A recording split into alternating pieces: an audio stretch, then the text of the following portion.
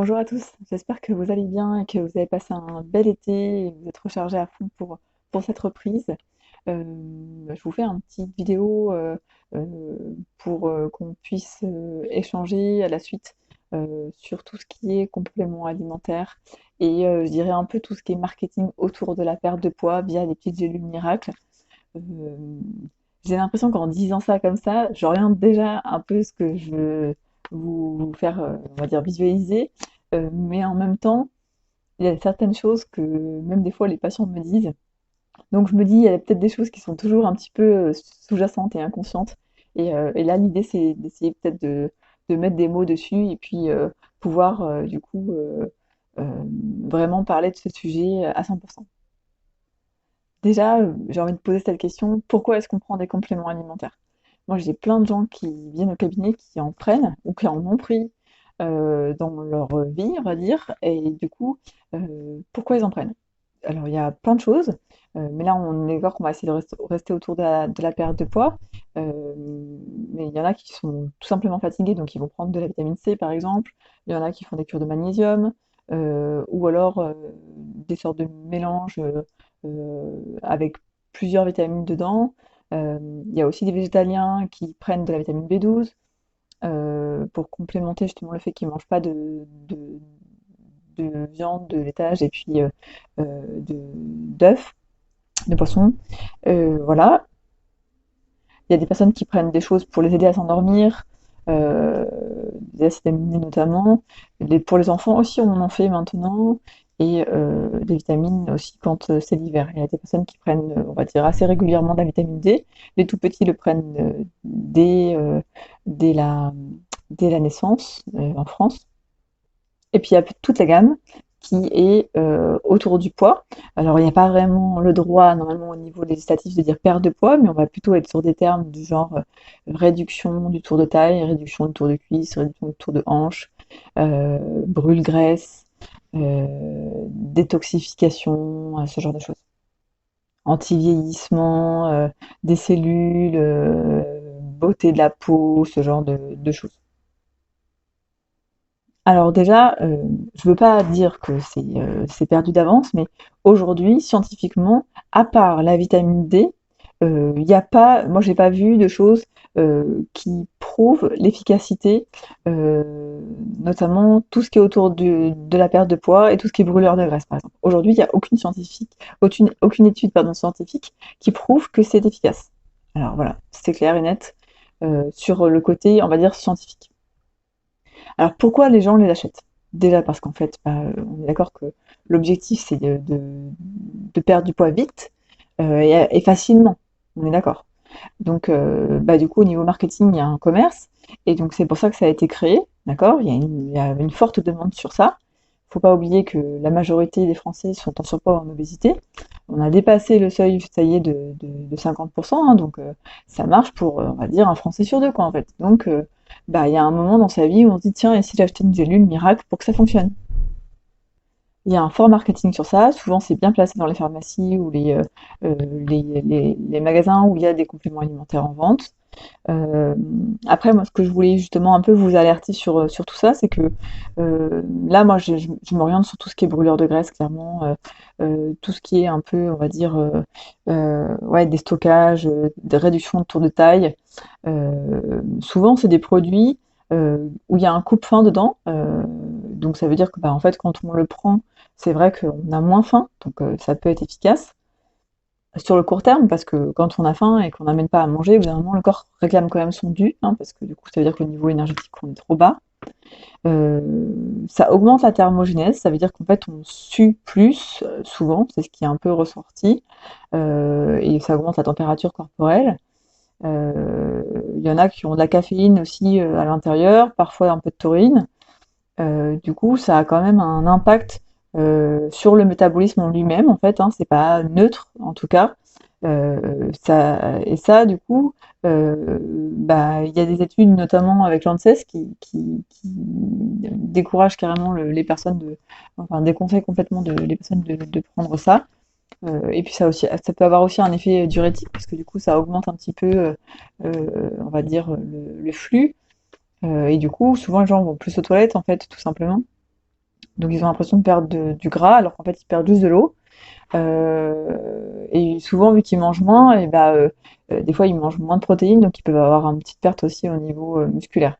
Donc voilà, j'essaye vraiment de.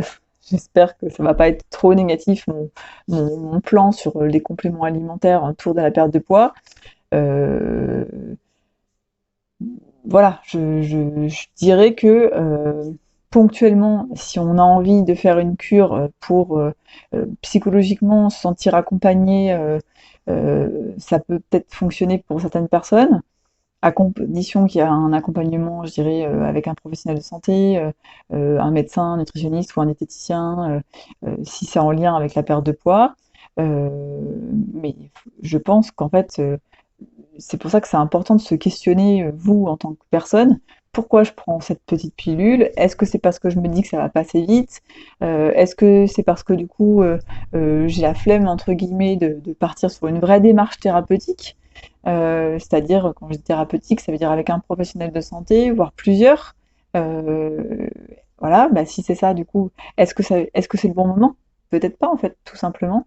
Est-ce que ce poids, il me gêne tant que ça, en fait, parce que ça fait plusieurs années ou plusieurs mois que je suis avec ce poids en plus. Euh, et en fait, moi, j'ai l'impression que justement, la plupart des gens que je vois, bah, pendant 5 ans, ça les dérangeait pas justement cette prise de poids. Et puis là, d'un seul coup, en un mois, on a l'impression que c'est un burn-out du poids, comme si d'un seul coup, on pouvait plus se voir. Et en fait, ça, souvent, c'est plutôt lié à une détresse ponctuelle, c'est-à-dire au niveau bah, psychologie en fait. Donc là, c'est plutôt l'accompagnement comportemental et psychologique qu'il faut faire avec un psychologue ou un psychiatre ou autre s'il y a une demande. Et si c'est des enfants qui sont, moi j'ai des ados en fait, et c'est pour ça que j'alerte en fait aujourd'hui. Moi, j'ai des ados de 13 ans, les plus bas que j'ai aujourd'hui en cabinet, qui viennent jusqu'à 25, hein, voilà, qui ont des troubles de la conduite alimentaire, qui sont majeurs, importants, qui ont un impact tellement important que du coup, elles sont en aménorrhée, du coup, elles n'ont plus leurs règles.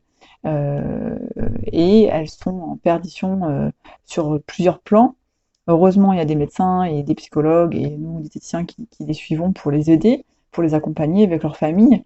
Mais quand même, je dirais que majoritairement, elles nous parlent des réseaux sociaux.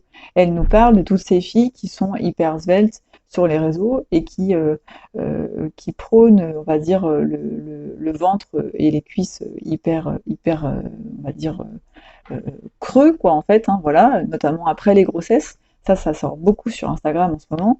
Euh, Physiologiquement, c'est normal qu'un an après, le corps n'ait pas retrouvé son corps, entre guillemets, normal, un an après une grossesse. Ça, c'est la réalité, en fait. À moins qu'on soit assez sportive à la base et qu'on soit assez sportive dès le retour, on va dire qu'on a rééduqué son périnée et qu'on est en.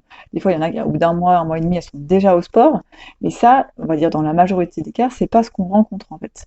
Euh, et la prise de poids, elle est majeure, on va dire, chez les Français en termes de surpoids et d'obésité. La plupart des gens sont en surpoids ou en obésité. Il faut aussi rappeler que l'obésité, ça a un impact sur la santé. Et du coup, c'est vrai que bah, nous, on essaye en tout cas d'accompagner les gens à la perte de poids, mais ça a une valeur thérapeutique. C'est pour leur santé, mais en aucun cas, ça a un impact sur la valeur de qui ils sont humainement. Et on vit quand même dans une société où les gros, entre guillemets, les obèses, sont mis de côté. Voilà. Et ça, du coup, je pense que c'est quand même important de le mentionner. Et pour ce qui est du surpoids, aujourd'hui, le surpoids, il n'y a pas d'études scientifiques qui prouvent que ça met en danger la santé, sauf s'il y a une grosse, on va dire, au niveau thoracique que c'est important, mais il n'y a pas de valeur sur le côté santé en termes de surpoids. Donc voilà, j'essaie de faire passer un message autour de ça aujourd'hui. Euh, je trouve que c'est assez fort en fait ce qui se passe aujourd'hui. C'est faut être mince, faut être maigre, et on ne sait pas pourquoi on le fait. Donc questionnez-vous. Pourquoi vous voulez vous faire accompagner? Pourquoi vous voulez changer ça? Prenez votre temps. Mettez-vous des objectifs courts, et que ce soit, on va dire, durable. Et si un jour ça fonctionne pas dans le sens que vous voulez, allez chercher de l'aide extérieure. Ça peut être un coach sportif, ça peut être un enseignant en activité physique adaptée, hein, voilà.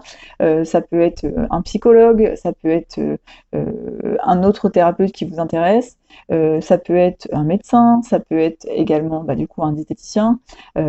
Allez chercher une aide en tout cas extérieure qui vous aidera à prendre du recul. Voilà, ça c'est clair, ça fonctionne. Et puis si c'est pas ça, essayez de vous-même réfléchir sur, si vous êtes déjà pas prêt en tout cas à avoir cet accompagnement, essayez de vous-même réfléchir sur qu'est-ce que je souhaite, pourquoi je prends des pilules miracles, en vrai, qu'est-ce que je souhaite au fond de moi. Est-ce que ce que je fais, c'est efficace? J'ai l'impression que toutes ces choses inconscientes, les gens les ont déjà en eux, ils ont déjà un peu leur réponse, mais ils font pas face à tout ça en fait. Et quand on est, nous, en tout cas, face aux personnes, on leur pose ces questions-là. Et du coup, ils sont obligés d'y répondre. Euh, et là, en général, du coup, il y a une prise de conscience et il y a une réponse derrière, en fait. Et du coup, voilà, c'est ce sur quoi je voulais qu'on échange aujourd'hui. Faites-vous confiance, posez-vous des questions, prenez du recul et osez vraiment accepter le stade dans lequel vous êtes. C'est-à-dire, si vous n'êtes pas prêt, ne le faites pas. Et si vous êtes prêt, génial, prenez votre courage à deux mains, changez les choses, sortez de votre zone de confort, et du coup, il y aura sûrement, normalement, hein, si on sort de cette zone de confort, il y aura sûrement un résultat. Voilà. Bon, écoutez, prenez soin de vous, et puis moi, je suis disponible pour échanger avec vous. À très bientôt.